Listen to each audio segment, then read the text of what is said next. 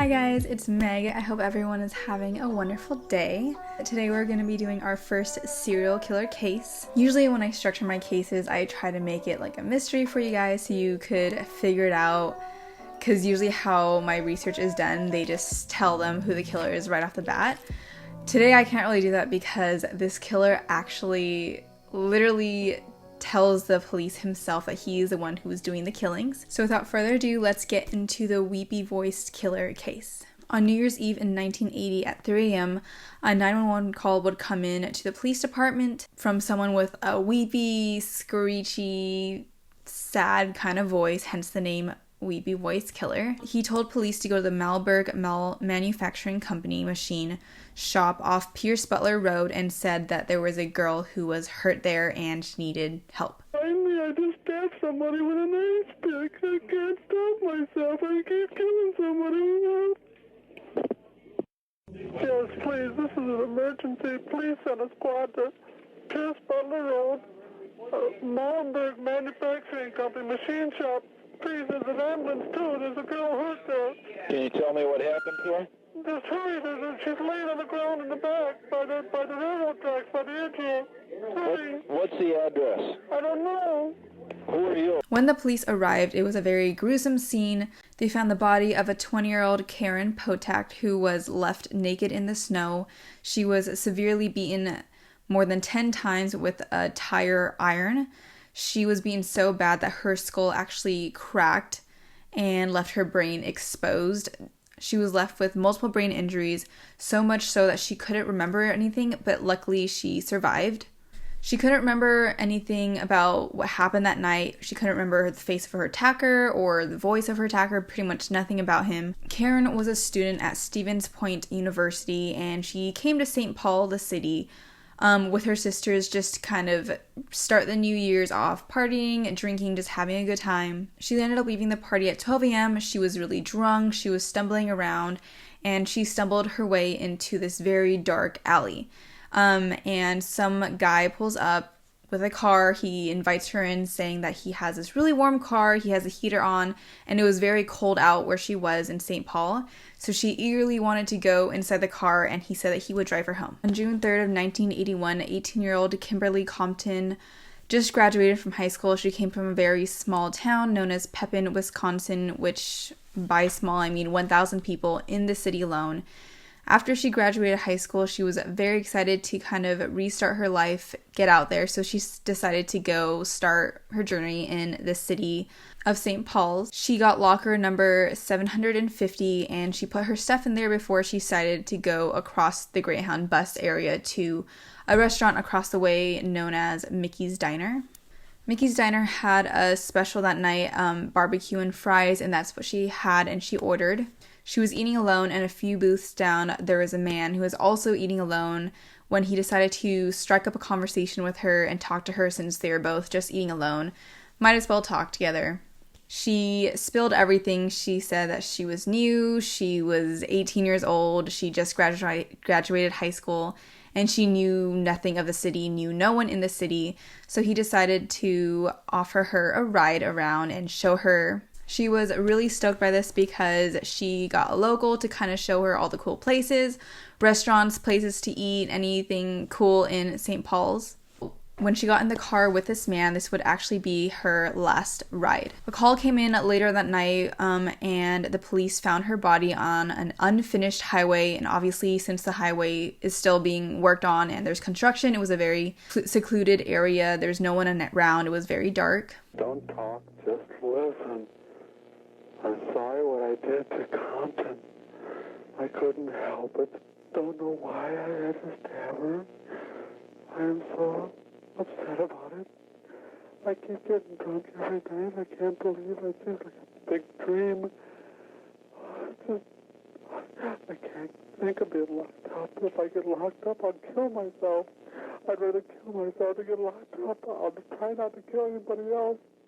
Kimberly was found stabbed with the ice pick 61 times and strangled with her own shoelace by the weepy-voiced killer. When the police arrived, she had already died due to blood loss. At first, they couldn't identify her because she didn't have any identification on her, but they found a key in her pocket and they found the key goes to locker number 750 in the Greyhound bus area where she stored her items. And when they opened up the locker, that's when they found her stuff and ID card, and they identified her as Kimberly Compton. The autopsy showed that she also had undigested barbecue beef and fries, which is how they knew that she went to Mickey's Diner before she was brutally murdered. They also interviewed the waitress at Mickey's Diner. The waitress confirmed that there was a man who left with her, but there was no evidence left at the diner. There is no leads, so the case kind of went a little cold. The weepy-voiced killer called the police department many, many times following her death. 2 days after her death, he called in saying that he was sorry and that he would turn himself in, but he obviously never did. Fire emergency. Please don't talk, just listen. I'm sorry I killed that girl. I stabbed her 40 times. Kimberly Compton was the first one. Oh, my safe. Oh, I don't know what's the matter with me. I'm sick. I'm going to kill myself, I think. Where are you? I'm just going to... If somebody dies with a red shirt on, it's me. I killed both of you. I'm sorry. I'll never make it to heaven. The next day, he called to correct some media coverage that was released and correct them and tell him what actually happened. 2 months after Kimberly's death, the police department got their first lead and their first suspect, Alan Lopez, who had murdered his entire family. There was a standoff between Alan in his house and the police, and he yelled out, confessing to the murder of Kimberly. When the police got him out of the house, he confessed to the murder of Kimberly again, and they also found him guilty for murdering his entire family. However, he was unable to go to jail because he was mentally unstable, so instead they sent him to Security State Hospital, which was like a mental institute, but before they were able to question him or get any information out of him, he committed suicide in the hospital.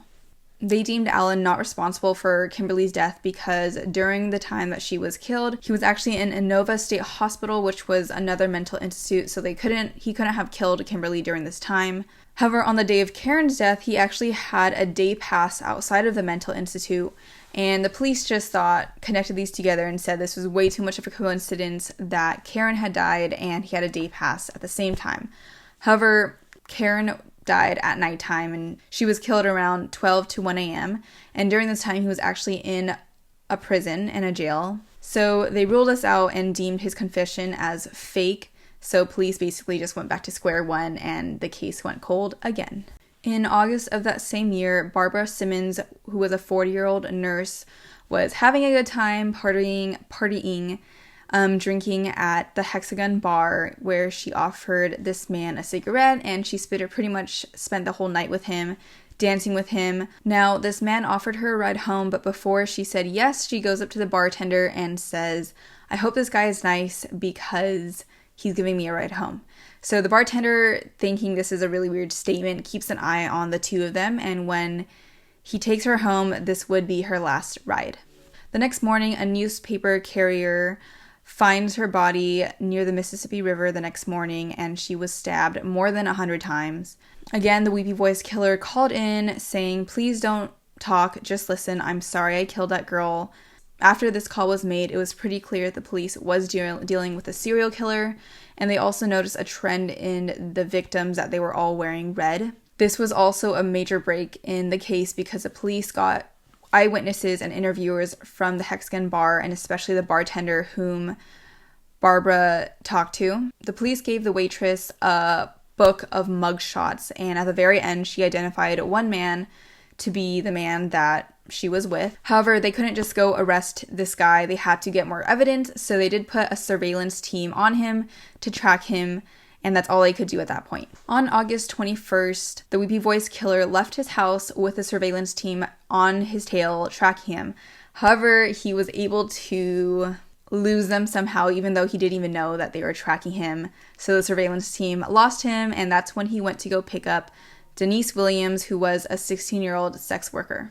They met on Pepin Avenue in Minneapolis, and he offered her $100 to have sex with him, and she said yes to this. However, he didn't even have the $100 on him. He only had $40, so he paid $40 up front and then told her that he would give her the $60 after, when they went to his house. So he drove her to her apartment, they had sex, and he then offered to drive her back home or back to the place where he picked her up. When he was driving her home, he started to take really weird turns, and obviously She knew the city, so she knew that this was not the way to her house, and she started getting a little suspicious. So she was kind of searching around the car without him noticing for a weapon of some sort, and that's when she noticed a bottle at the bottom of the passenger seat. He, like we know, was taking very weird turns. He was avoiding the freeway and started going through back roads and suburban neighborhoods before he stopped at a dead-end, very dark street. And this is when he started to stab her with a screwdriver 15 times. But she was prepared. She had the bottle in her other hand, and she hit it and broke the bottle on his head. This gave him a lot of scratches and wounds, and he was bleeding quite a bit. The wounds were on his face and on his head. She was really fighting him off. He was still continuing to stab her with a screwdriver. She was able to get her passenger door open, and so she fell out of the car, and he fell on top of her. And she decided to play dead, like take a different approach. So she pretended to be dead, and she said, "Oh no, I'm dying." But he still continued to stab her, so she said, obviously this isn't working. So then she started screaming for help. Her screaming got the attention of a neighbor of a guy who ran out of his house to come pull him off of Denise. But then the attackers started to attack the neighbor. So the neighbor ran back to his house and closed his door on him, locked the door, and obviously the attacker couldn't get in, so he ran back to his car and floored it and left the scene. The neighbor then went back to Denise and stayed with her until the ambulance came. When the ambulance came to pick Denise up, she gave them a fake name and gave them a fake story and basically said that she was a hitchhiker and he had come to pick her up when she was hitchhiking. She ended confessing, and the reason she told a fake story was because she actually had some trouble with the law and the police. And then they gave her a mug book, the same as the one they gave the waitress or the bartender, and she picked out the same guy. So now they had enough evidence to arrest him. However, before they even did that, a call came in, and there was this guy on the phone who said that he was hurt badly and that he needed the ambulance and medical assistance. The authorities on the other side of the phone was convinced, and they knew that this man was the weepy-voiced killer. So they immediately got the ambulance to go get him, and they arrested him there. The weepy-voiced killer was identified as Paul Steonani, who was born on September 8th of 1944. Paul moved to St.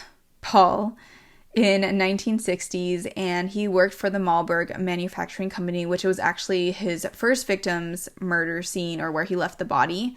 So he obviously knew the place a little bit, and I guess where to hide her body or stash her body. Paul struggled with mental health in his family and personally for a long time. He was previously convicted of aggravated assault, which is why he had mugshots from the police department.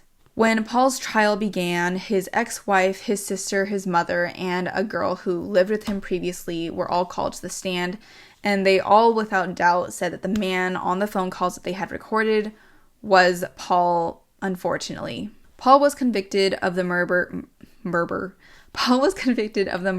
of Barbara Simmons and attempted murder of Denise, and was sentenced to 40 years in prison. The reason why they only convicted him of these two was because this was the Minneapolis Police Department and the Minneapolis State orderly fashion. The other two were in a different city, so that's why it was kind of confusing. Anyways, it didn't really matter that he wasn't convicted of more years because he was diagnosed with skin cancer and projected to have only 1 year left to live. So Paul decided to fess up and spill the beans about everything. He confessed to all the murders that he did, including a murder that he wasn't even a suspect for.